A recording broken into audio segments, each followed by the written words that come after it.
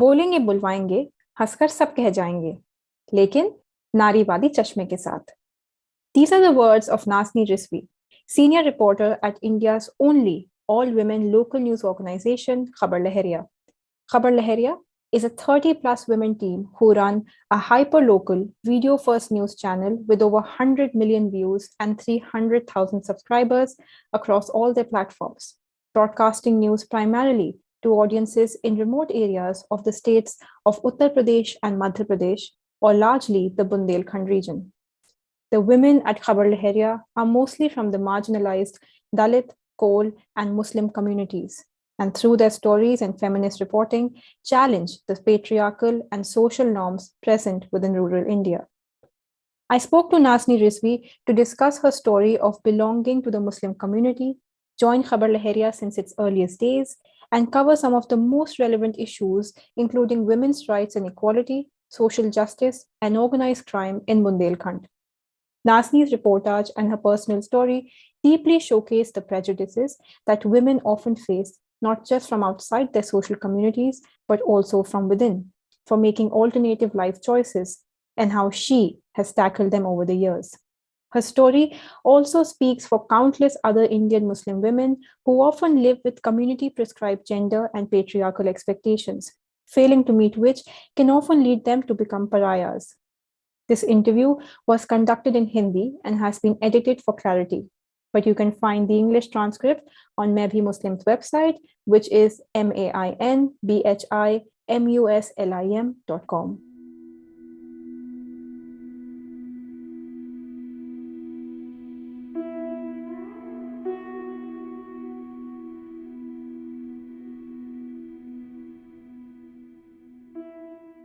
सबसे पहले नाज़नी बहुत बहुत शुक्रिया आपका मैं भी मुस्लिम के पॉडकास्ट पे आने को।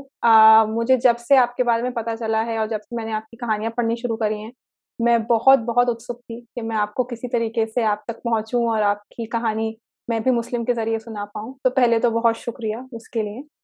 एंड आई थिंक जो दूसरी चीज़ मैं आपसे बहुत दिल से कहना चाहती हूँ शुक्रिया इसकी जो आपकी रिपोर्टिंग रही है पिछले इतने सालों में। स्पेशली ऐसे मुद्दों पर जो बहुत लोग बहुत बार नहीं सुनना चाहते या समझना नहीं चाहते, वो मुझे बहुत ज़्यादा प्रेरित करती है। मैं एक तरीके से काफ़ी इंस्पायर्ड हूँ ये सुनकर के आपका काम और आपकी रिपोर्टिंग कितना कुछ हम सबके लिए एक तरीके से लेसन है कि हम अपनी राइटिंग, हम अपनी रिपोर्टिंग में कैसे वो चीज़ें बयाँ कर सकें। तो मैं उस पहलू पर बाद में जाऊँगी, लेकिन सबसे पहले शुक्रिया and welcome to the podcast. Mariam, आपका भी बहुत-बहुत शुक्रिया क्योंकि हम एक पत्रकार हैं और हम हमेशा दूसरे की मन की बात निकालते हैं, दूसरे के बारे में जानते हैं। कभी-कभी हमारा भी मन होता है कि हम अपने मन में भी जो है वो भी निकालें, वो भी लोगों के सामने आए। तो इस पोस्टकार्ड से मैं भी मुस्लिम हूँ के ज़रिए अगर मुझे कुछ कहने का मौका मिला है तो मैं ज़रूर जो मेरे दिल में है कुछ-कुछ बातें जो मेरे साथ होती रहती हैं तो वो मैं चाहूँगी कि खुल कर के बताऊँ ताकि लोगों को पता भी चले कि हमारे मन में भी कुछ होता है। हम पत्रकार हैं तो हमारा मत ये नहीं है मतलब कि हम सिर्फ़ लोगों की बातें जाने। हम भी इंसान हैं, हमारे दिल में भी कुछ चलता रहता है, हमारे साथ भी बहुत कुछ होता है। हुँ। तो सबसे पहले नाज़नी क्योंकि आपने ये बात शुरू करी, एक तो आपके इंट्रोडक्शन से चलते हैं कि आपने खबर लहरिया के साथ करना काम कैसे शुरू किया? और उससे पहले ऐसे आपकी ज़िंदगी में क्या-क्या एक तरीके से एक्सपीरियंसेस रहे हैं, जिन्होंने आपका खबर लहरिया के साथ एक नाता जोड़ा और वहाँ से आपकी एक नई ज़िंदगी की शुरुआत हुई? मेरा मेरा नाम नाज़नी है, खबर लहरिया में मैं इस टाइम सीनियर रिपोर्टर के पद में हूँ। 2007 में मैं खबर लहरिया से जुड़ी थी और जब मैं खबर लहरिया में जुड़ी थी तो मेरी स्थिति बहुत खराब थी, मेरे 5 बच्चे छोटे-छोटे थे और आर्थिक स्थिति बहुत खराब थी और उस टाइम पे यही था कि एक मुस्लिम परिवार से हूँ और बाहर नहीं निकलना है, पर्दे में रहना है और एक महिला भी हूँ, मुस्लिम के साथ-साथ तो महिला हूँ, तो महिलाओं को वैसे भी फाउंडेशन होता है हर चीज़ का। तो बहुत सारी दिक्कतें थी और काम बाहर करना बहुत मुश्किल था और परिवार के हालात बहुत खराब थे। तो मुझे काम चाहिए था, कुछ भी काम मिलता क्योंकि मैं बहुत पढ़ी-लिखी नहीं थी, 8 तक बस पढ़ी हूँ। तो मेरे लिए मैं कभी सोच भी नहीं सकती थी कि मैं पत्रकार बन जाऊँगी। मैं यही सोचती थी कि मुझे बहुत मेहनत से झाड़ू-पोछे का काम मिल जाएगा, कोई मज़दूरी मिल जाएगी या किसी शॉप में कुछ काम मिल सकता है छोटा-मोटा और पत्रकार का काम तो कभी मैंने नहीं सोचा था कि मैं पत्रकार बन सकती हूँ।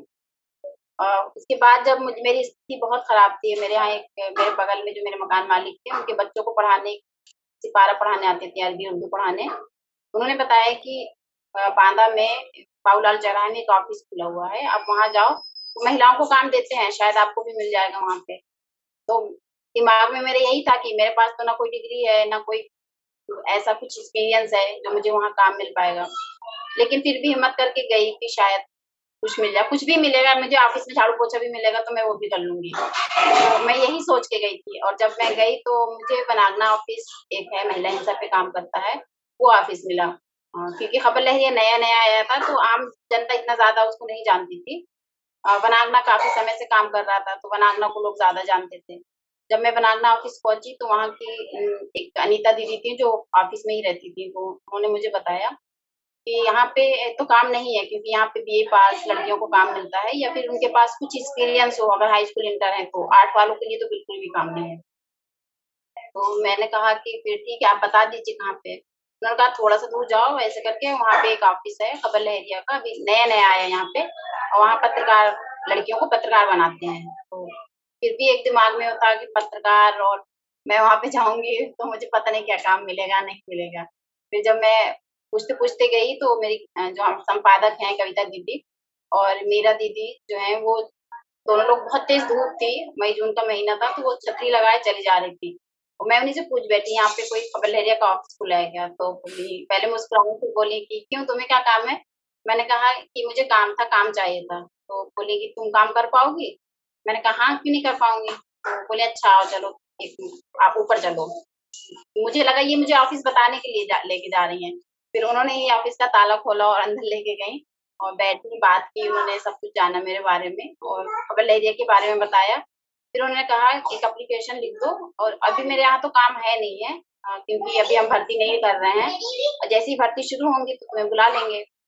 तो मैंने कहा कि मुझे काम की बहुत ज़रूरत थी, क्योंकि मेरे पास कोई काम नहीं है, बच्चे मेरे छोटे-छोटे हैं, और 2 लड़कियाँ शायद मेरे साथ में भी, छोटी वाली दोनों गई थी, एक गोद में और एक सबसे बड़ी थी। तो उन्होंने देखा, जब मेरी स्थिति देखी, मायके के बारे में पूछा, ससुराल के बारे में पूछा, तो मैं, कि ससुराल का कोई सपोर्ट नहीं था। जब उन्होंने जाना कि हाँ, वाक़ई में ज़रूरत है काम की, तो उन्होंने कहा कि ऐसा है, अभी तुम ये करो कि खबर लहरिया का पेपर वितरण करने के लिए अगर तैयार हो तो वो कर सकती हो। पेपर बेचो, कमीशन अपना लो, और जो ऑफिस का जो पेपर का पैसा है वो ऑफिस में जमा करो, और उसके बाद अगर हमारे यहाँ आता है कुछ तो हम तुम्हें काम दे देंगे। तो फिर उन्होंने ये कहा, तो मैं, मुझे मतलब कुछ नहीं लगा, ये मतलब ये थिंकिंग नहीं आई, बिल्कुल भी दिमाग में ये नहीं आया कि मैं पेपर बेचूंगी, ये करूंगी। मैंने पेपर उठा लिए और उसी दिन से मैंने पेपर बेचना शुरू कर दिया। तो 2-3 महीने के बाद लगभग फिर भर्तियां शुरू हुई, मैं भी गई, और फिर हमारी 15 दिन की ट्रेनिंग हुई थी, सबसे बड़ी ट्रेनिंग थी, उसमें 35-36 लड़कियां थी। तो उसमें से 2-3 लड़कियां ही चुनी गई थी सारी लास्ट में, तो उसमें मैं भी थी। और जब से फिर ये था कि मैं फिर खबर लहरिया में 2007 से जुड़ी हूँ। नाज़नी, आपने एक अपने इंट्रोडक्शन में ही बहुत कुछ कवर एक तरीके से कर दिया, क्योंकि आपने ना सिर्फ़ खबर लहरिया के साथ आपके जुड़ने का मकसद बताया है, पर ये भी समझाया कि किस तरीके से आपके किस हालात ने आपको एक तरीके से उस राह पर लेकर गए कि आप खबर लहरिया के साथ काम कर सकें। मैं वहाँ से एक एक चीज़ पकड़ के आई थिंक हम बाद में और बात भी कर सकते हैं कि कई बार जो कहानियाँ हम आप जैसे जो कहानियाँ लिखती हैं, आपकी कहानियाँ बहुत मुद्दों को कवर करती हैं, सिर्फ़ ऑन ग्राउंड रिपोर्टिंग नहीं है। मैं ये भी कहूँगी कि आपकी कहानियाँ जो हैं वो एक बहुत किसी भी कोई भी आपकी कहानी पढ़ेगा घरेलू नज़रिए को भी देखती हैं कि औरतें जो हैं वो जब घर के अंदर रहती हैं उनसे क्या एक्सपेक्टेशन होती है, वो किस तरीके से अपना ये जो कर्तव्य है वो एक समाज में निभाएँ। लेकिन आपकी कहानी बहुत अलग है, आप खुद ही बता रही थी कि आपसे ये था एक एक्सपेक्टेशन कि शादी हो जाएगी, और आपकी कहानी हमने पढ़ी भी है कि शादी के बाद आप मुरादाबाद में थीं, आप पूरा अपना घर वहाँ सँभाल रही थीं। लेकिन आपकी कोई सपोर्ट नहीं कर रहा था। तो जब आप रिपोर्टिंग करने जाती हैं और आप ऐसे सवाल औरतों से उठाती हैं, तो आपको क्या लगता है कि क्या तब से लेके अब तक कोई ऐसा बदलाव आया है औरतों का, कि उन्हें लगता है कि हाँ, उनकी ज़िंदगी सिर्फ़ घर के अंदर ही नहीं है, पर घर के बाहर भी हो सकती है, वो आपको देखकर शायद थोड़ी प्रेरित होती हों? हाँ, मतलब बदलाव आया है, लेकिन पूरी तरह से अभी भी नहीं है बदलाव। कुछ महिलाएं हैं जो बाहर काम कर रही हैं, थोड़ा-थोड़ा उनका पति का सपोर्ट, सास-ससुर अगर अच्छे हैं तो उनका सपोर्ट मिल जाता है। हुँ, और अभी भी हैं महिलाएं जो मतलब कितना भी वो बाहर जाके काम करें, लेकिन उन्हें गृहस्थी सँभालनी ही होती है। तो हुँ, थोड़ा बदलाव आया है, कुछ औरतें हैं जो कुछ हमारे पत्रकार साथी हैं, क्योंकि मैं खुद पत्रकारों का तो ग्रुप पुरुषों से ही होता है ज़्यादातर, महिलाएँ तो बहुत कम हुँ, होती हैं। हुँ, हमारे यहाँ पे नहीं है, एक कबल एरिया ही है जो यहाँ पे महिलाएँ हैं। हाँ, तो जब मैं जाती हूँ और अक्सर मुझे लोग बताते हैं कि वो पत्रकार भैया हैं, वो आपके बारे में बता रहे थे और आप हुँ, तो बहुत दूर-दूर चली जाती हो, कहीं भी चली जाती हो, तो अच्छा लगता है सुन के। और कुछ महिलाएँ हैं जो उनकी बातों से मेरी बात को समझती हैं और वो फिर आगे बढ़ने की कोशिश करती हैं। वो भी कहीं हुँ। उनकी अगर ट्रेनिंग टीचर्स होती हैं, उनकी ट्रेनिंग होती हैं या कोई और कुछ करना चाहती हैं, उनकी ट्रेनिंग है, तो वो ट्रेनिंग में दूर जाना नहीं चाहती हैं। तो जब वो लोग मेरे बारे में बताते हैं, तो वो उस ट्रेनिंग में जा पाती हैं। तो आप कैसे समझाती हैं जैसे हम किसी के आप किसी से बात कर रही हैं, तो अगर नारीवाद आपको समझाना हो कि भई नारीवाद है क्या? तो आप उन औरतों को कैसे समझाती हैं कि भई तुम्हारा हक क्या है और तुम्हारा जो एक दर्जा है, वो समाज में कैसा है मर्दों से बराबरी का? यही है ना कि जैसे कि हम अगर इस्लाम की बात करें, लोग बहुत इस्लाम की दुहाई देते हैं, शरीयत की दुहाई देते हैं। तो शरीयत ने भी महिला और पुरुष को बराबर का दर्जा दिया है, हुँ, लेकिन लोग नहीं मानते उसको। कानून ने भी बराबरी का दर्जा दिया है, संविधान में भी बराबर का दर्जा है, हुँ, लेकिन लोग बस कहते हैं, कागज़ों में है, लोगों के मुँह पे है, लेकिन उसको स्वीकार करना बहुत मुश्किल है। हुँ, जातिवाद की बात करती हूँ तो लोगों के दिमाग में यही आता है कि मैं पुरुष के खिलाफ हूँ, पुरुष के बारे में गलत बोल रही हूँ और मैं सिर्फ़ महिलाओं का फ़ेवर करती हूँ। तो जो है वो यही सोचते हैं। तो उनको फिर समझाना थोड़ा वो होता है कि फिर मैं उनको डिटेल में समझाती हूँ कि मेरा मतलब ये नहीं है कि नारीवाद मेरा नज़रिया है तो मैं आपके खिलाफ हूँ या आपको बुरा कह रही हूँ। नारीवाद का नज़रिया है कि महिला और पुरुष को एक बराबर समझना। जो हुँ, अधिकार आपके हैं वो महिलाओं के भी अधिकार हैं। हुँ, महिलाओं को अभी हक है कि वो आज़ादी से जी पाएँ, उनका भी हक है वो अपनी मर्ज़ी से कुछ पहन पाएँ, खा पाएँ, उनकी भी हुँ। आज़ादी है। तो इन चीज़ों को कहती हूँ तब फिर कहीं न कहीं वो थोड़ा मानते भी हैं, कहीं बहस भी करते हैं। तो वो होता है। तो आपने मेरे ख़्याल से जब लोग बहस करते होंगे तो शायद आपको और एक तरीके से आइडिया मिलते होंगे कि अच्छा इस मुद्दे पर तो और बात करनी चाहिए क्योंकि बहुत बहस उठी जा रही है। तो क्योंकि मैंने आपकी जो वीडियोज़ देखी हैं, आप 2 बहुत ही बेहतरीन प्रोग्राम चलाती हैं खबर लहरिया के साथ। और मैंने एक आपका वीडियो मैं जब देख रही थी जिसमें बोलेंगे बुलवाएँगे क्या बोलेंगे बुलवाएँगे, हँस के सब कह जाएँगे। ये आपका जो स्लोगन है वो मुझे इतना पसंद है क्योंकि आपने एक तरीके से उसमें लोगों को बहस करने का मौका नहीं दिया है। आप उनसे सवाल कर रही हैं, लोग आपको जवाब दे रहे हैं, तो आप फिर उनसे और उसके ऊपर ही सवाल कर रही हैं। तो मैंने एक वीडियो में ये देखा कि आप पितृवाद के ऊपर बात कर रही थीं और एक एक लड़का था जिसने कहा कि पितृ प्रधान देश हमेशा से ही रहा है हमारा, इसलिए बच्चों का नाम पिता के नाम से जुड़ा होता है। ये आप जब पिता के नाम और माँ का नाम के उसके ऊपर डिस्कशन कर रही थी। तो आपकी बातों करते-करते एक पॉइंट ये आया कि आपने शायद करीना कपूर की बात करी कि अरे उन्होंने भी तो अपना नाम बदल लिया, फिर आपने ऐसे कुछ बड़े शख्सियत का नाम लिया जिनके बारे में सब जानते हैं। और फिर एक पॉइंट पे उस लड़के ने कहा कि हाँ, लेकिन अब बदलाव तो आ रहा है, बदलना चाहिए, औरतें तो अपना अपना ही नाम रखें तो कोई बात नहीं है, मतलब बच्चों का अपने नाम बच्चों के साथ जोड़ें तो भी कोई बात नहीं है। तो वो 3-4 मिनट की ही आपकी जो कन्वर्सेशन थी, उसमें मुझे ऐसा लगा कि शायद बातों के ज़रिए ही और हल्की-फुल्की बातों के ज़रिए ही आपने किसी का तो नज़रिया बदल दिया। और मुझे एक सवाल उससे ये उठा कि क्या आपको लगता है कि इन हल्के-फुल्के सवालों के ज़रिए ही हम थोड़े गंभीर सवालात लाकर थोड़ा लोगों का बदलाव और मानसिकता बदल मतलब म लोगों की मानसिकता बदल सकते हैं, इन तरीके के टॉपिक्स पे? ये शो जो था हमारा यही उद्देश्य था इसका कि हम हल्की-फुल्की बातों के साथ थोड़ा फनी टाइप और उनके मन की बात निकला पाएँ। लोगों के हुँ, मन में क्या चल लोगों की सोच क्या है, तो उनके उनके मन की बात उन्हीं के ज़बान से निकलाना था हमें। तो हुँ। इसलिए हमने थोड़ा फनी टाइप रखा था और वैसे हम रिपोर्टिंग में तो गहरे मुद्दे, गहरी रिपोर्टिंग और सीरियस सवाल करते ही हैं। तो इसलिए हमने इसको सिर्फ़ फनी ही रखा था। तो जब आप मैं गंभीर मुद्दों पे अब आऊँगी क्योंकि आपकी कुछ रिपोर्टिंग बहुत एक तरीके से बहुत ज़्यादा गंभीर मुद्दों पर रही है और ऐसे मुद्दों पर रही है जो जैसे आप पहले कह रही थी कि लोग कहते हैं कि अरे औरतें तो इस पे रिपोर्टिंग नहीं करती हैं, औरतें तो मतलब छोटी-मोटी चीज़ों पे रिपोर्टिंग करती हैं, खाना हो गया, फैशन हो गया। क्या आप बता सकती हैं हमारे लिसनर्स को ऐसे कुछ मुद्दे जिनके ऊपर आपने रिपोर्टिंग करी और उस रिपोर्टिंग का कैसा एक्सपीरियंस था आपके साथ? मेरी जो स्टोरी थी साधना वाली, और साधना पटेल एक डाकू है, और चित्रकूट का माहौल है ये कि डाकुओं से घिरा हुआ क्षेत्र है ये, और अक्सर का डाकुओं का आतंक होता है, बड़े-बड़े चैनलों में, न्यूज़पेपर में देखने को मिलता है। और मैंने इस पे काफ़ी रिपोर्टिंग करी है डाकुओं की स्टोरी पे, गाँव के लोगों को किस तरह लोग मारते हैं, डाकू भी, पुलिस भी परेशान करती है।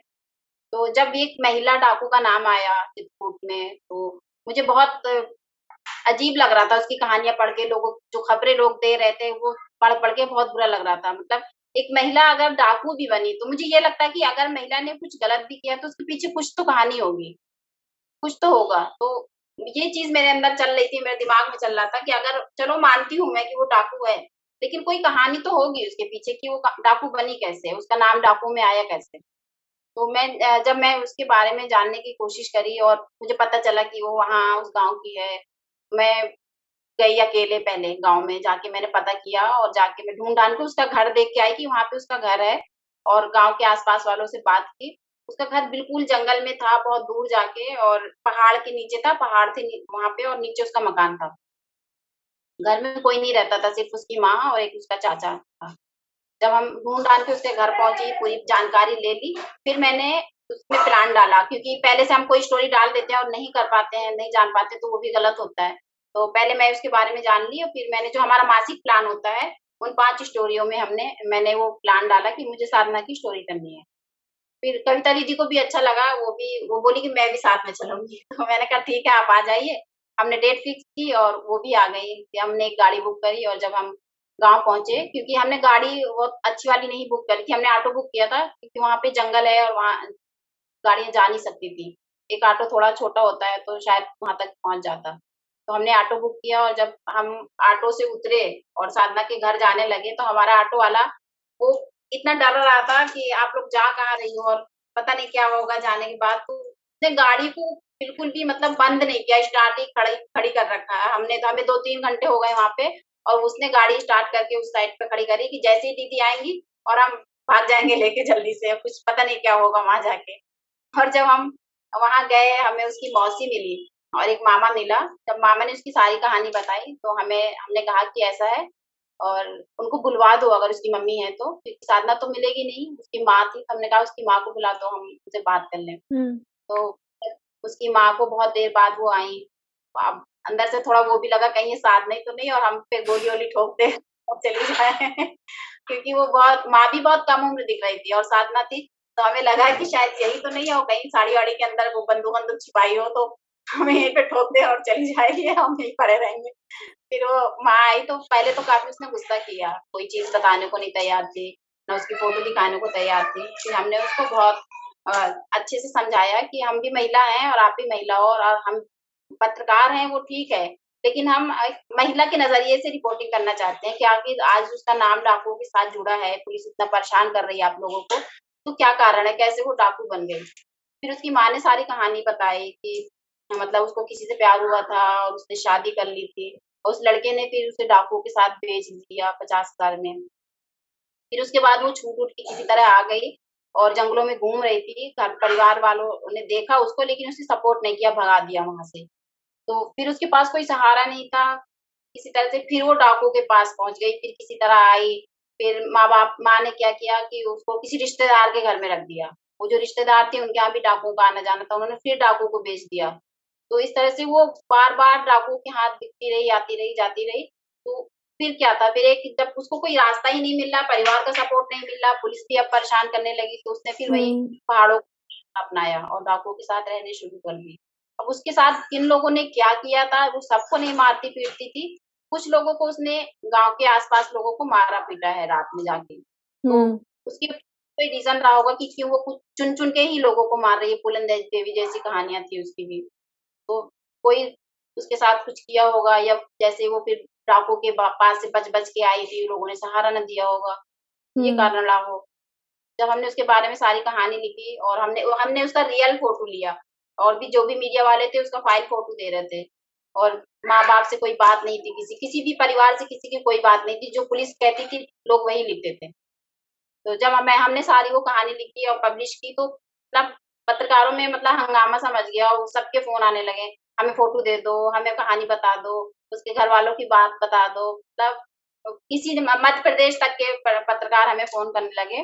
पर ये था कि हमारी एक डेट फिक्स होती है, तो हमने सोचा कि हमारी जब पब्लिश हो जाएगी उसके बाद हम आपको दे देंगे। हम्म। तो तो इसलिए मतलब आपके उन्होंने पास जो फोन भी आए वो ये आए कि उनकी मतलब साधना की कहानी बता दो, मतलब शायद किसी के अंदर उतनी हिम्मत नहीं थी कि साधना के घर वो भी जाने का सोच सकते या साधना की फैमिली से मिलने का सोच सकते।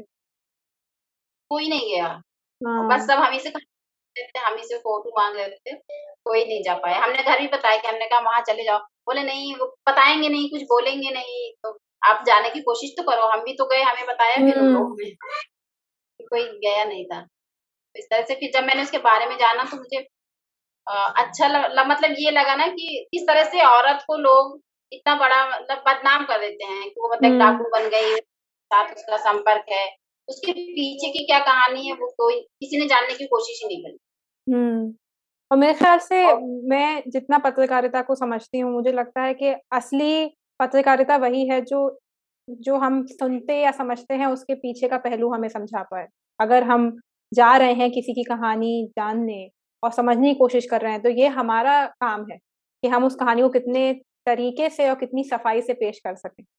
तो वो तो आई मीन मैंने जब आपकी वो कहानी उसके बारे में पढ़ा भी था तो भी मुझे यही लगा था कि ये तो मैं डेफिनेटली आपसे पॉडकास्ट पे पूछना चाहूंगी। और आपने जब ये इस तरीके की कहानियां कवर करी हैं, आपने और भी कहानियां कवर करी हैं, शायद अगर हमारे पास वक्त होगा तो उस पर भी हम चर्चा कर सकते हैं। अब मुस्लिम समुदाय के अंदर जब लोगों को पता लगता है कि आप इस तरीके की कहानियां कवर करती हैं, आप ऐसी-ऐसी जगहों पे जाके रिपोर्टिंग करती हैं, उनका क्या रिएक्शन या एक तरीके से क्या नज़रिया रहता है आपकी तरफ? क्या-क्या आपने सुना है या क्या आपको लगता है वो लोग सोचते हैं आपके डिसीजन के बारे में? जैसे कि मैं मुस्लिम परिवार से हूँ, तो मेरे रिश्तेदार जो हैं और जो आप आस-पास के लोग हैं, जो मतलब फैमिली से ज़्यादा लगे हुए होते हैं और चाहे वो बहरी हों, तो उनके बीच में मैं मतलब बुरी औरत हूँ क्योंकि मैं बगैर पर्दा घूमती हूँ, मैं बिंदी लगाती हूँ और मैं कहीं भी चली जाती हूँ, बगैर आदमी के चलती हूँ। तो ये होता है ना कि अगर मुस्लिम औरत कहीं जा रही थी, चाहे लड़का नाम का हो, छोटा-सा बच्चा भी हो, वो साथ में हो। तो ये चीज़ें हैं, मतलब बहुत मतलब उनके दिमाग में ये है ना कि मैं बिंदी लगा लेती हूँ, बेनकाब घूमती हूँ, किसी से भी बात कर लेती हूँ, किसी भी तरह का सवाल ठोक देती हूँ। जैसे घर पे ही मैं एक बार खाला के घर गई थी और कोई ऐसा मैटर आया तो मैंने वहाँ पे बोल दिया कि हाँ, वो रेप हुआ था और वो मैंने चोरी की थी। तो उनको ये बहुत बुरा लगा कि मैंने इतने आदमियों के बीच में रेप जैसा शब्द बोल दिया। हुँ। ये चीज़ें हैं, रिश्तेदारों ने मुझे शुरुआती टाइम पे तो मुझसे सब मिलते ही नहीं थे कोई भी और ना ही मैं हुँ। किसी के यहाँ जाती। मैंने शुरुआत किया रिपोर्टिंग की, उसके बाद धीरे-धीरे अब लोगों में बदलाव आया है, लोग मिलने लगे हैं, लेकिन फिर भी उनके दिमाग में ये होता है कि अगर शादी में कहीं चलना है रिश्तेदारी में या कहीं मिट्टी हो गई तो आप नकाब नहीं ओढ़ती तो कम से कम चादर ही ओढ़ लें। हाँ, ये तो होता है कि अरे पूरा नकाब नहीं है तो कम से कम चादर ही ओढ़ लो, ये तो बहुत सुनने को मिलता है। अम, और मैंने एक और चीज़ जो एक तरीके से नोटिस करी है कि एक तो ये है कि आप जैसे कही थी शुरुआती तौर पे आपसे कोई बात नहीं करता था या परिवार के अंदर लोग समझ नहीं पा रहे थे आप क्या काम कर रही हैं। लेकिन अब इतने सालों से आप एक एक कहानी नहीं आपने सैकड़ों कहानियों पर रिपोर्टिंग करी है और इस तरीके की रिपोर्टिंग करी है कि कितने सारे लोग आपसे सीख सकते हैं कि रिपोर्टिंग की कैसे जाती है। एक तरीके से हिम्मत कैसे बनाई जाती है इस तरीके की रिपोर्टिंग करने की और उस हिम्मत के साथ-साथ एक दूसरे कि इंसानियत का पहलू भी देखना ज़रूरी है। मतलब बहुत ही मुश्किल होता है जब लोग को लगता है कि बहुत आसान है, बस कहीं जाओ, कहानी जो सुनी वो लिख के आ जाओ, वही तो काम है। नहीं, उसके पीछे की कहानी क्या है, इस उस इंसानियत किस तरीके से दिखाई जाए, समझाई जाए, वो बहुत ज़रूरी है। तो क्या आपको लगता है कि आपके इतने ज़्यादा काम के बावजूद या मैं कहूँगी एक्चुअली काम के ज़रिए लोगों का नज़रिया आपकी तरफ बदला है? अगर शायद मुस्लिम समाज में ही अगर मैं सिर्फ़ बात करूँ अभी तो? हाँ, मतलब जो गैर मुस्लिम मतलब मुस्लिम हैं और मेरे रिश्तेदार नहीं हैं, अन्य जगह अच्छा। के हैं, जो पत्रकारिता से ही जानते हैं, जो सिर्फ़ हुँ। मेरे नाम से कि मैं एक मुस्लिम हूँ और पत्रकार हूँ। तो हुँ, वो लोग होते हैं बहुत सब मतलब लाइक मतलब लहज़ों का सपोर्ट उनका मेरे साथ रहता है और हुँ, बहुत खुशी के कहते हैं कि वो मतलब ये गर्व के साथ कहते हैं कि देखो परिचय देते हैं जब मैं कहीं बैठी होती हूँ कि ये नाज़नी जी हैं और ये पत्रकार हैं और ये हर जगह जाती हैं रिपोर्टिंग के लिए, बहुत अच्छी-अच्छी कवरेज करती हैं। तो मतलब बाकी जो मुस्लिम हैं वो खुश होते हैं, लेकिन हाँ, वो भी जब मैं कहीं भीड़ में होती हूँ या वैसे भी अकेले भी वो देखते हैं और मेरे माथे पे जब वो बिंदी देखते हैं, कई बार तो लोगों ने कहा या तो बिंदी निकाल दो या तो नाम बदल दो। तो ये मेरा डिसीजन है ना, मेरी मेरी मर्ज़ी है, मैं मुझे बिंदी अच्छी लग रही है, मैं लगा रही हूँ, आपको क्या प्रॉब्लम है?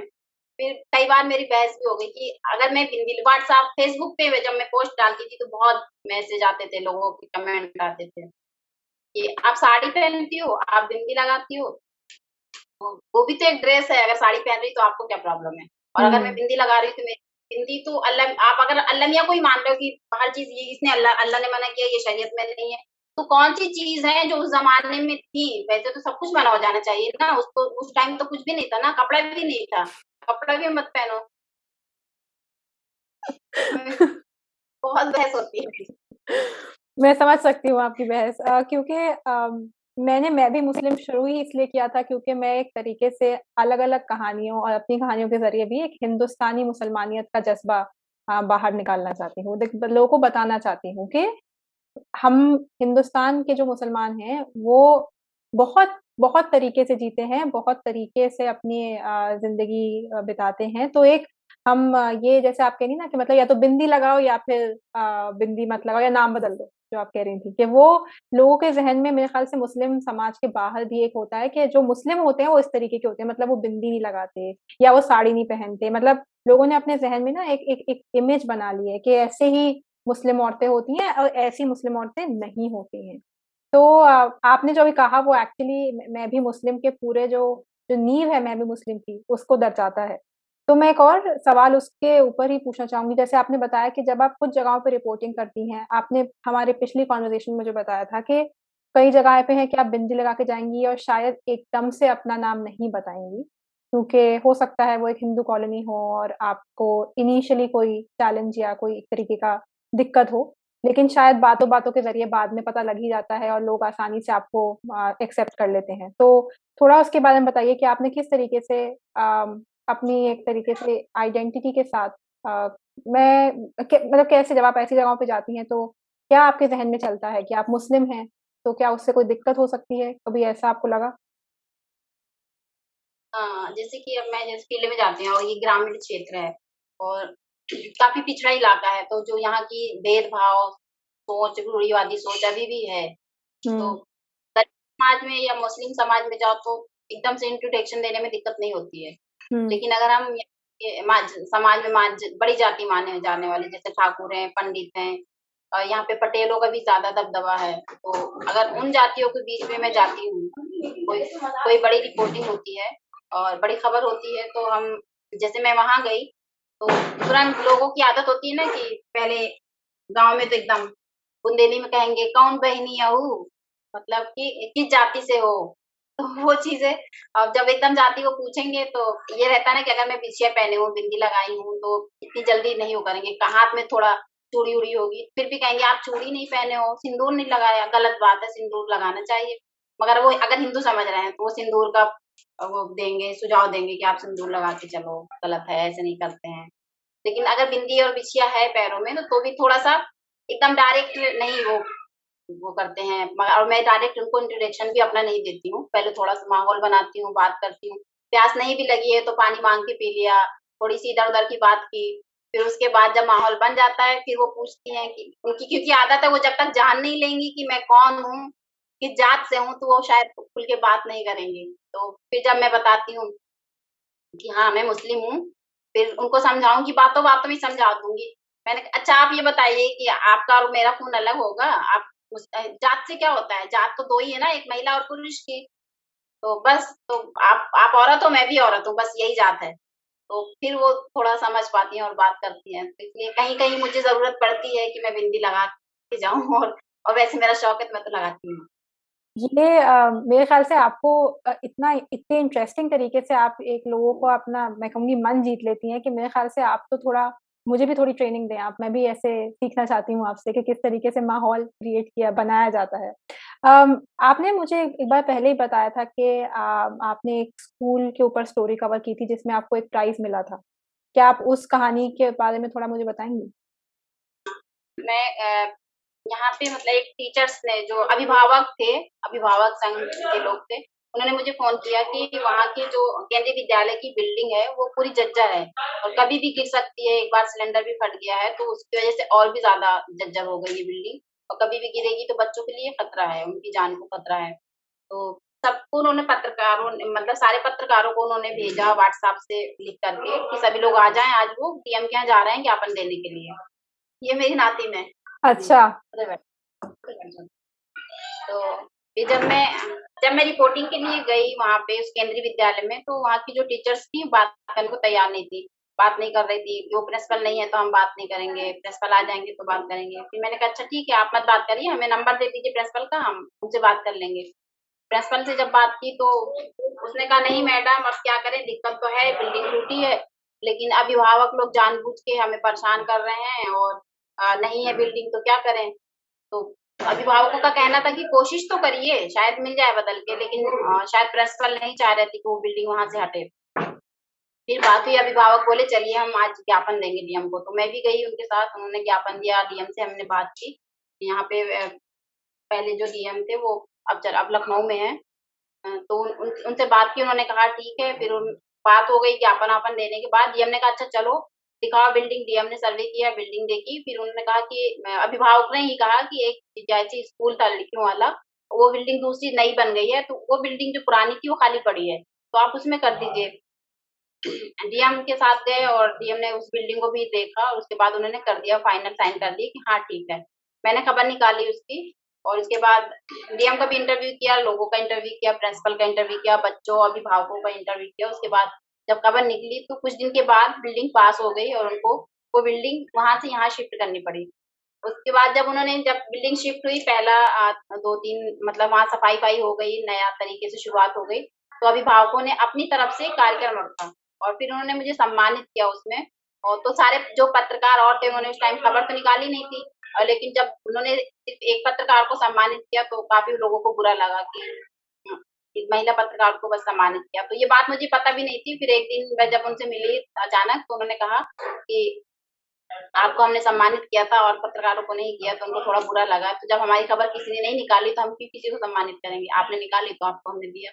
तो वो जो उन्होंने गिफ्ट दिया था, वो मेन पॉइंट है। तो जो उन्होंने गिफ्ट दिया दिया था, वो गणेश जी की मूर्ति थी और वो काफ़ी मतलब शो पीस थी। तो मैंने उसको बहुत गौर से देखा भी नहीं कि ये गणेश जी हैं या मतलब सीनरी है। मैंने ऐसे ही लाके घर में टाँग दिया, वो 2 साल से मेरे घर में टंगी थी। तो जो भी लोग आते हैं, अगर मुस्लिम आते हैं, तो तुम हिंदू हो गई हो? तुमने हिंदू से शादी कर ली है? और ये बहुत गुनाह पड़ेगा, तुमने तो गणेश जी की मूर्ति लगा रखी है घर में। इतना गुनाह है पता है हिंदू का सामान रखने से? और जो मुस्लिम आता है हिंदू आते हैं तो मतलब वो भी ये कहते हैं कि आपके किस काम का है ये, हमें दे दो हम किसी को गिफ्ट कर देंगे। तो ये तो हिंदू की मूर्ति है, आपके किसी काम की है नहीं है। और कुछ तो खुश भी होते थे कि हाँ, दीदी ने अच्छा है हिंदू का भी लगा रखा है। तो हुँ, मतलब कि उसमें भी कहीं न कहीं थिंकिंग गलत जोड़ रहे हैं कि मेरा किसी हिंदू से रिलेशन होगा, इसलिए हुँ, मैं मतलब मान रही हूँ। और मुस्लिम हुँ, के दिमाग में है कि हाँ, मैं किसी हिंदू अब कल भी मैं रह रही हूँ चित्रकूट में हूँ, मेरा हिंदी किसी हिंदू से कुछ है, कुछ चल रहा है, तभी मैं हुँ। उनसे वो और मैंने सच में नहीं देखा था कि वो गणेश जी हैं या मतलब ये सीनरी है, मैं तो सिर्फ़ ऐसे ही लगाती, मैंने इतना गौर से देखा भी नहीं इसको। मैंने बस ये सोचा कि गिफ्ट है तो वो चाहे ₹1 का हो, चाहे वो जो भी हो, चाहे हिंदू का हो, चाहे मुसलमान का हो, बस वो गिफ्ट है मेरे लिए। जो आपने कहा ये एक बहुत मेरे लिए बहुत ही अहम मुद्दा इसलिए है क्योंकि इसी चीज़ को, इसी भेदभाव की जो भावना है उसको ख़त्म करने के लिए मेरे ख़्याल से कई बार मैं ये मुद्दे उठाती हूँ, कि हम क्यों एक नज़रिया रखते हैं कि अरे मुसलमान के घर पे गणेश जी की मूर्ति नहीं हो सकती या अगर गणेश जी की मूर्ति है तो भई मुसलमान ने किसी हिंदू के साथ कोई मतलब चाहे संबंध ना हो लेकिन किसी और तरीके का लेके चलते हैं कि तुमने तो अपनी मुसलमानियत छोड़ दी है, तुम तो मुसलमान नहीं हो। हिंदुस्तान में हम लोग इतने लाइक हिंदुस्तान में मुसलमान सदियों से हैं, हमारी जो पूरी हमारा जो कल्चर है वो बहुत मिला-जुला है। हाँ, हम अपने एक तरीके से अपना धर्म मानते हैं, एक तरीके से फ़ॉलो भी करते हैं। लेकिन इसका मतलब ये नहीं है कि हम अपने जो हिंदुस्तान में और धर्म हैं या उसके साथ जो जुड़े अलग अलग तरीके के कल्चर हैं, हम उनको एक तरीके से अडॉप्ट नहीं कर सकते। इस बात में अगर मैं आपसे एक और एक्चुअली सवाल इसलिए पूछ रही हूँ क्योंकि बहुत ही इंटरेस्टिंग आपकी पूरा नजरिया रहा है, क्योंकि आप एक तरीके से सब सारे अलग अलग सबका गठबंधन लेकर आती हैं, हिंदू भी, मुसलमान भी, औरत भी। तो आपके नजरिए में एक तो इस तरीके की जो जो भेदभाव वाली भावना है, वो क्या आपको लगता है कोई जरिया है कि वो भावना और खत्म हो सकती है, या लोग आपके जैसे और लोगों को भी देखेंगे तो उनकी मानसिकता बदलेगी हिंदू मुस्लिम के फर्क के बीच में? हाँ, जैसे ये है ना कि मैं भी हिंदू के क्षेत्र में हूँ, तो यहाँ पे भी बहुत छुआ-छूत है। यहाँ पे भी हिंदू को टच नहीं करेंगे, ओह सॉरी, हिंदू मुसलमान को टच नहीं करेंगे, वो टच होने से उनका मतलब उनको दोबारा नहाना पड़ जाएगा। हम्म। और बहुत सारे हैं यहाँ पे। तो कहीं न कहीं मैं सिर्फ़ हिंदू को नहीं कहूँगी, कहीं-कहीं मुस्लिम भी ऐसा करते हैं। मतलब मैं अभी अपनी एक जगह रिलेशन में शादी में गई थी, वहाँ ज़्यादा मुस्लिम बहुत हैं। तो सबने पहले ही कह दिया कि शादी में आना है, और मेरी बुआ जी की लड़की की शादी थी। तो कहा कि ठीक है, मैंने कहा बेटा आप तोड़ती नहीं, मैं कैसे आऊँगी वहाँ पे आपके यहाँ, सिर्फ़ आपके यहाँ मैं मैच नहीं करूँगी और मैं आपके साथ मिल नहीं पाऊँगी। तो उन्होंने कहा कि ठीक है, कोई बात नहीं, तुम चादर ही ओढ़ के आ जाना, मगर ओढ़ना ज़रूर, कुछ ना कुछ ओढ़ना है। और वो चादर निकाली, उसको धोई। मैंने कहा नई खरीदने से बेकार क्या होगा, क्योंकि मैं ओढ़ती तो हूँ नहीं, उसी को इस्तेमाल कर लेती हूँ, खाली ओढ़ के जाना-आना तो है। तो मैंने उसको निकाला, ओढ़ा, तो कहीं न कहीं हमें भी जो हम सोच रहे हैं, जो हमारा मन करता है, वो नहीं कर पाते हैं, हम्म। क्योंकि मन का जाता है। तो हम्म। मैं वो ओढ़ के, और जब मैं वहाँ गई तो वहाँ अगर दूध नहीं है, तो हिंदू का दूध नहीं लेंगे, काली चाय पी लेंगे। और हम्म। कुछ भी खाने का मन है, पूरी बाजार ढूँढ लेंगे, अगर मुसलमान की दुकान नहीं मिली तो नहीं खाएँगे। हम्म। इतना ज़्यादा भेदभाव है। तो हम्म। तब फिर घर पे ही ऐसी बात होती रही, एक बहन थी मेरी, वो भी बहुत ज़्यादा मुल्लानी बनी रहती है और स्कार्फ बाँधे, और बहुत ज़्यादा हिंदू मुस्लिम इन लोगों के ज़ुबान पे रहता है। तो मेरी बुआ की लड़की थी वो, तो ऐसी बोली कि हम तो नहीं खाते भैया, हम मुसलमान हिंदू का नहीं खाते आते हैं, और कुछ भी पूरे रास्ते हम चले जाएँगे, इतनी दूर रायबरेली में रहती है वो, और मैं आजमगढ़ गई थी। तो बोली अब मैं यहाँ से वहाँ तक जाऊँगी, कुछ नहीं खाऊँगी, कोल्ड ड्रिंक पी लूँगी, चाय नहीं पीऊँगी। तो मैंने कहा क्यों कोल्ड ड्रिंक पी लोगी, चाय नहीं पियोगी? बोली वो पता नहीं हिंदू की है कि मुसलमान की है। तो मैंने कहा कोल्ड ड्रिंक कैसे पता कि तुम्हें मुसलमान की है वो? तो वो तो पैक होती है ना, तो मैंने कहा वहाँ भी तो हिंदू लगे हैं ना, पैक होते हैं तो क्या हुआ? कोल्ड ड्रिंक भी मत पियो, कुछ मत खाओ पियो। तो कहती नहीं, पैक चीज़ पाक है, पैक चीज़ को मान लिया जाता है, ये हमारा शरा कहता है। तो मैंने कहा ये बता दो, शरा, हिंदू, मुस्लिम ये क्या बहुत पहले से चला आया है? लोगों को पता था हम्म। कि आने वाले हिंदुओं की दुकानें होंगी, मुसलमानों की दुकानें होंगी, अपने चाट पकौड़ों की दुकानें लगी होंगी। मैंने कहा तुम कुछ भी मत खाओ, ये सब ढोंग क्यों करते हो अभी भी? मतलब मैं बहुत बर्दाश्त करने के बाद, वहाँ पे इतना माहौल मैं बार-बार देख रही थी, हिंदू मुस्लिम, इतना बर्दाश्त करने के बाद लास्ट टाइम मेरी बहस हो ही गई इस बात वो तो बोली ये ढोंग-वोंग थोड़ी ना है, तुम जाओ, अच्छा तुम अपना काम, तुम ऐसी सोचती रहती हो, तुम सबके बारे में, तुम खुद तो कुछ करती नहीं हो, तो दूसरों को भी यही सोचती हो। मैंने कहा ठीक है।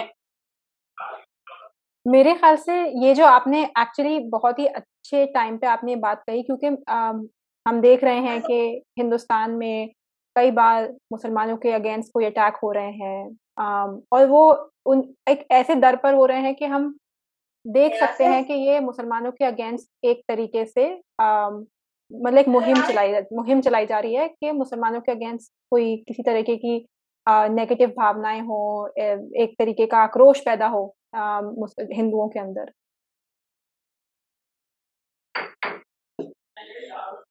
तब यही थोड़ा-सा कोशिश करते हैं कि उनको पूरी डिटेल समझाएँ कि मतलब आप इतना जब हिंदू मुसलमान कर रही हो, हम एक देश में रह रहे हैं, एक साथ रह रहे हैं, और हम सबसे पहले मुसलमान होने से पहले हम हिंदुस्तानी हैं। तो हम एक साथ हिंदू मुसलमान, सिख ईसाई, जो हमारा वो बहुत पुराना नारा है, हम भाई-भाई हैं, तो हम एक समाज में हैं, एक भाई-भाई हैं, तो इतना भेदभाव नहीं सही है। अगर आप हर चीज़ में हिंदू मुसलमान करोगे, तो हमें नहीं पता कि जो चीज़ें हम इसको पाक मान के खा रहे हैं, शरीयत मतलब हमारा शरीयत इजाज़त देता है, वो हिंदू ने पैक किया है या मुसलमान ने पैक किया है। हुँ। अगर हिंदू मान रहे हैं, हिंदू भी यहाँ पे नहीं खाते मुसलमानों का, तो अगर हिंदू हुँ। इस तरह की चीज़ में छूत मान रहे हैं, तो उनको भी नहीं पता कि जो और चीजें वो इस्तेमाल कर रहे हैं वो हिंदू ने बनाया है, मुसलमान ने बनाया है। कोशिश कर कुछ लोगों को थोड़ा सा ढीले हो जाते हैं, लेकिन पूरी तरह से तो बदलाव अभी मुझे नहीं लगता कि इतनी जल्दी आने वाला है। पर आ सकता है। आ सकता है, कोशिश करने पे। हम जैसे हर परिवार में एक-एक लड़ने वाले हो जाएँगे तो शायद बदलाव हाँ, आई थिंक आपने बिल्कुल सही बात कही। अगर हर एक परिवार में एक एक नाज़नीं रिज़वी होंगी, तो बदलाव ज़रूर आ सकता है। नाज़नीं, मेरे पास आपके लिए 2 और सवाल हैं एंड आई थिंक उसके बाद हम रैप अप कर सकते हैं। तो सेकंड लास्ट सवाल तो ये है कि जैसे आपने बताया कि मुसलमानों की आप मुसलमान समुदाय में रहती हैं, तो आपको लोग मुसलमान नहीं समझते। आप जब मुसलमान समुदाय के बाहर काम करती हैं, तो लोग आपको नहीं समझ पाते कि आप मुसलमान हैं कि हिंदू। तो आपको कैसा लगता है? क्योंकि मैं भी इस तरीके के कन्फ्यूज़न के साथ कई बार फेस करती हूँ, डील करती हूँ। तो उसी वजह से मैं भी मुस्लिम शुरुआत की कि भई हम सब मुसलमान हैं। किसी भी दौर में या किसी भी तरीके की लाइफ़स्टाइल जी रहे हों, पर मुसलमान होना हमारी एक नारी के साथ-साथ, औरत होने के साथ-साथ ये भी एक आइडेंटिटी है। तो आप किस तरीके से ये कन्फ्यूज़न कम करती हैं लोगों में? हुँ, मैं यहाँ पे एक और बात जोड़ना चाहूँगी कि मैं एक और भी कुछ नहीं, जैसे कि मैं मुस्लिम में भी 2 समुदाय हैं। तो मैं शिया हूँ, मेरी शादी सुन्नी से हुई मैं होती हूँ, तो उनको ये लगता है ये शिया है, इनके यहाँ ऐसे होता है, इनके यहाँ वैसे होता है और मेरे सामने वो कमेंट करते रहेंगे शियाओं के बारे में। और जब मैं शियाओं के बीच में हूँ, जब मैं शियाओं के बीच में होती हूँ, तो वो उनको ये लगता है कि अब तो इसने सुन्नी से शादी कर ली है, ये तो सुन्नी है। वो सुन्नियों के बारे में बुरा-भला कहते रहेंगे, कुछ भी मेरे सामने सुनाते रहेंगे, मेरे बच्चों को मतलब कमेंट करते रहेंगे, ये तो सैयद खानदान के थोड़ी ना है, फलाने मतलब बहुत तरह की मुझे मतलब ये भी एक मेरे साथ हिंसा ही है कि मुझे 3 समुदाय में बँट के मेरे साथ हिंसाएँ हो रही हैं। तो मैं हुँ, क्योंकि मैं शिया से खानदान, लेकिन मैं मुझे वो चीज़ें नहीं अच्छी लगती हैं, आप खून बहा रहे हो, मातम कर रहे हो, ये कर रहे हो, वो कर रहे हो। क्या है ये सब? आप एक तरफ कहते हो खून हराम है और आप एक तरफ ताज़िया ले जाके जा रहे हो, खून बहा रहे हो, तो फिर वो हराम नहीं है? हुँ, बहुत सारी चीज़ें तो मुझे अच्छी लगती है तो मैं उसको बोलती हूँ, तो फिर मैं उनके बीच में मतलब एक नास्तिक हो जाती हूँ, बहुत बुरी औरत हूँ कि अरे! तुमने इतना बुरा बोल दिया मौला के बारे में, तुम तो गुनाह की, तुम तो दोज़ख की हकदार हो, ऐसा बोल देती हो। हुँ, और सारी चीज़ें मतलब हैं, सुन्नियाँ भी हैं तो वो भी मुझे कहते हैं, तुम सुन्नी क्या तुम्हारे यहाँ नमाज़ इतनी पढ़ी जाती है? वो कहेंगे तुम्हारे शियाओं के बीच में आऊँगी तुम्हारे यहाँ नमाज़ इतनी पढ़ी जाती है, जबकि मैं नमाज़ नहीं पढ़ती हूँ। मैं ना शिया वाली पढ़ती हूँ, ना सुन्नी वाली पढ़ती हूँ। तो वो मतलब टाइम अगर फिर भी मुझे सुनने को मिलता है, एक तो ये शिया-सुन्नी वाला बीच हो गया, दूसरा एक हिंदू वाला है कि अगर मैं हिंदू के बीच में हूँ, तो मेरा लुक उनको लगता है कि हाँ, मैं हिंदू हूँ हुँ, और अगर मैं मुस्लिम के बीच में हूँ, तो मैं उनके बीच में मुसलमान नहीं हूँ। हिंदू के साथ हूँ, लेकिन मैं बिंदी लगाई हूँ, बिछिया पहनी हूँ, लेकिन मेरा नाम तो वही है ना, तो हुँ, मैं उनके लिए मुसलमान क्योंकि नाम है मेरा, मुस्लिम नाम है, तो वो कितना भी वो बात करेंगे, सब कुछ करेंगे, लेकिन कहीं न कहीं वो मुझे इसी रूप से देखेंगे कि मैं एक मुस्लिम हूँ। और हुँ, मुसलमान के बीच में मैं मुसलमान में मैच ही नहीं कर रही हूँ क्योंकि मैं कुछ ऐसा कर ही नहीं रही हूँ कि जो उनको लगे कि मैं मुसलमान हूँ। हुँ। ये सारी हैं, तो मैं झेल रही हूँ ये सब और लोग जो हैं, काफ़ी लोग हैं जो मुस्लिम लड़कियाँ हैं, वो बिंदी भी कुछ लोग लगाने लग गई हैं। उनको नहीं लगता कि बिंदी लगाना गुनाह है। आपसे ही थोड़ा सीख रही हैं। मेरे ख़्याल से बहुत ज़रूरी है कि हमारे समुदाय के अंदर ही हमारे पास इस तरीके के एग्ज़ाम्पल्स हों, आप जैसे एग्ज़ाम्पल हों, ताकि और जो लड़कियाँ हैं, जो पत्रकारिता करना चाहती हैं, जो अपनी ज़िंदगी खुद जीना चाहती हैं या एक तरीके से डिसीज़न ऐसे लेना चाहती हैं, जो उनके हक़ में हों, उनके पास इस तरीके के इंस्पायरिंग फ़िगर्स हों, जो आप जैसे लोगों को देखकर वो थोड़ा हौसला ले सकें, समझ सकें कि हाँ, अकेली नहीं है वो। क्योंकि मेरा नेक्स्ट सवाल यही है कि मुस्लिम समुदाय के अंदर ऐसे क्या बदलाव ज़रूरी हैं, जो आपको लगते हैं, जिससे महिलाओं की आज़ादी और खुद की पहचान बनाए रखने पे कोई टोक ना हो? क्योंकि ज़्यादातर इनफैक्ट ग्रामीण क्षेत्रों में क्योंकि वहीं पे सबसे ज़्यादा कभी-कभी लगता है कि एक तरीके की जो मानसिकता है, उसको बदलने में शायद ज़्यादा मेहनत और ज़्यादा वक़्त भी लग सकता है। मुस्लिम समुदाय में एक तो यही कि पर्दा प्रथा बहुत ज़्यादा है, जो ग्रामीण स्तर है। अभी जो शहरी स्तर हैं, तो वो कम हो गए हैं। हुँ, लेकिन बहुत शहर की बात करें तो वहाँ भी है, जैसे अब हम बम्बई की बात करें तो वहाँ के मुस्लिम हर बगैर निकाब के नहीं निकलती हैं। वो अंदर कपड़े कपड़े जीन्स टॉप पहन लें लेकिन बुर्का ज़रूर ओढ़ेंगी। तो सबसे पहले तो ये पर्दा प्रथा और पहनावा ओढ़ावा, जैसा अब मेरी लड़कियाँ हैं तो मैं घर पे रहती हूँ, शॉर्ट्स भी पहन लेती हैं, स्कर्ट टॉप भी पहनती हैं, जीन्स भी पहनती हैं, सूट तो वो मतलब छूना नहीं चाहती हैं। लेकिन फिर भी समाज को देखते हुए मुझे थोड़ा-थोड़ा उनको कहना पड़ता है कि एक आध सूट भी पहना करो, आदत डालो सूट पहनने की। तो लोगों की बातों की वजह से वो भी है। लेकिन मैं उन पे फिर भी रोक नहीं लगाती हूँ कि उन्होंने ये कहा कि ये कपड़ा नहीं पहन सकती तो नहीं पहनोगी, पहनोगी तुम। मगर थोड़ा-सा समाज को देखते हुए बदल लो। तो मैंने कभी बच्चों को रोका है कि तुम ये मत पहनो, वो मत पहनो, पहनो जो भी मन चलता है। तो कपड़े का पहनावे पे भी बहुत ज़्यादा मुस्लिम में रोक-टोक है। आप चूड़ी पहनिए, दुपट्टा डालिए, दुपट्टा कस के चलिए। बिना दुपट्टे के घर पे भी नहीं रह सकते। अगर हमारे घर के ही लोग हैं तो भी हमें दुपट्टा डाल के ही रखना है। तो ये चीज़ें हैं, पर्दा बदलने की कोशिश करना, पर्दा कम करना चाहिए। आप नज़र का पर्दा करिए और मतलब ज़रूरी नहीं है कि हम बेपर्दा हैं तो हम गलत ही सोच है, ये लोग हमें गलत देखेंगे, हम गलत ही लोगों को देख रहे हैं। खाली बुर्का हो जाने से, बुर्का ओढ़ लेने से पर्दा नहीं हो जाता है। वो है जैसे अब समाज में जो ग्रामीण स्तर है ना, तो अगर खाना हो रहा है शादी का या कुछ बड़ा फंक्शन है तो लड़कियों का अलग, औरतों का अलग लगा देंगे और लड़कों का अलग लगा देंगे। जैसे कि अब जो बड़े शहरों में तो औरतें आदमी एक साथ खा रहे हैं, एक साथ एन्जॉय कर रहे हैं, मस्ती कर रहे हैं। लेकिन वहाँ पे सब काम, औरतों का अलग, आदमियों का अलग। मतलब अभी मैं गई थी तो मेरी बहन बुआ की लड़की, फूफी की लड़की की विदाई थी, तो विदाई के टाइम भी एक बच्चा नहीं ऊपर आया, लड़का तक नहीं आया, जहाँ तक मेरे पापा सगे मामा थे, तक उससे मिलने नहीं जा पाए। इतना ज़्यादा पर्दा है कि औरतें यहाँ की औरतें हैं, सबको पर्दा करना पड़ेगा अगर वो आएँगे। मतलब बहुत ही ज़्यादा वो बदलना और सोच बदलनी कि ये हिंदू का है, ये मुसलमान का है, ये कैसे खाएँ? काली चाय आप पी रहे हो, नींबू डाल-डाल के आप दूध नहीं मँगा रहे हो कि वो हिंदू का है। नींबू भी तो हिंदू के पेड़ से आया होगा कहीं से। ये बहुत हिंदू ज़रूरी कहीं है।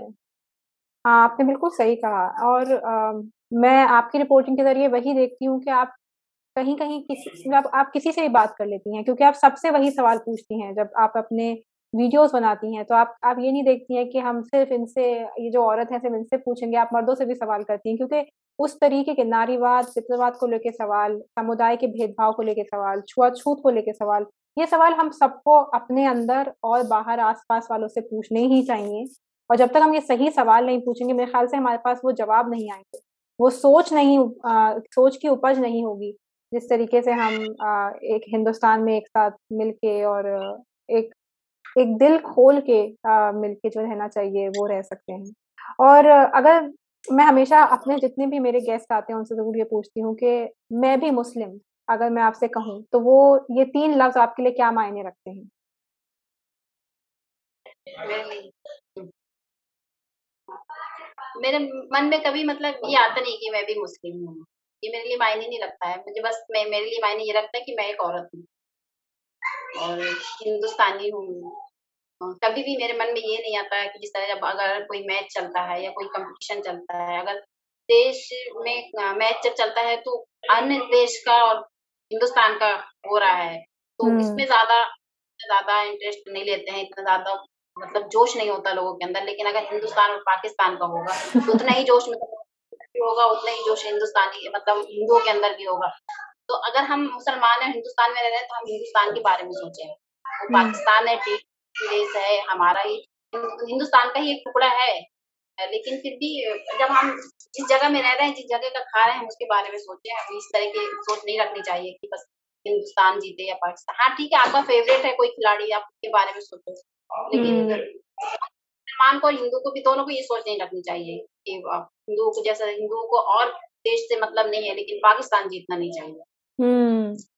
जो हमारे मुद्दे हैं उनसे मतलब नहीं है, लेकिन बराबर में क्या चल रहा है उससे ज़्यादा अपना लगाना है। हाँ, सही कह रही हैं।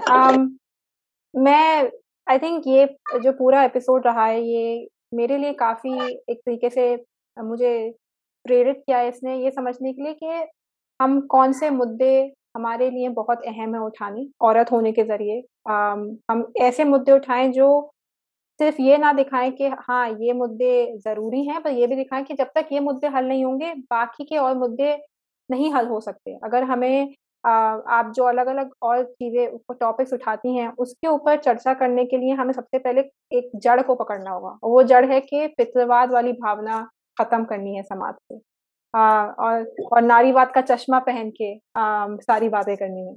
तो बहुत-बहुत शुक्रिया नाज़नी जी आपका, एंड मैं बहुत एक्साइटेड हूँ ये वाला एपिसोड निकालने के लिए। तो अगेन दिल से शुक्रिया। और कभी-कभी ये होता है ना कि लोगों के मन में तो वो बातें हैं, लेकिन लोग वो बोल नहीं पा रहे हैं। तो अगर हम उनसे इस तरह का सवाल करते हैं, तो कहीं न कहीं उनके अंदर वो जवाब देने के बाद शायद कुछ बदलाव भी आए, कुछ सोच भी पाते हैं। तो मन में तो उनके चलता है, कुछ समझ रहे हैं, सब कुछ जानते हैं कि क्या सही है, क्या गलत है, लेकिन उसको अपने अंदर ला नहीं पा रहे हैं। तो शायद सवाल करने से वो उस चीज़ को बदल पा रहे हैं। आपके सवालों के लिए बहुत-बहुत शुक्रिया नाज़नी। आप ऐसे ही सवाल पूछते रहें, आप ऐसे ही बहस करती रहें, और मुझे पूरा यकीन है कि हम बहुत जल्द हमारे समाज में हर फैमिली में एक नाज़नी रिज़वी तो ज़रूर होंगी। तो हम उसी उसी की एक सोच और जोश के साथ आगे बढ़ें। तो thank you so much Nazni, and मिलते हैं किसी वक़्त कभी।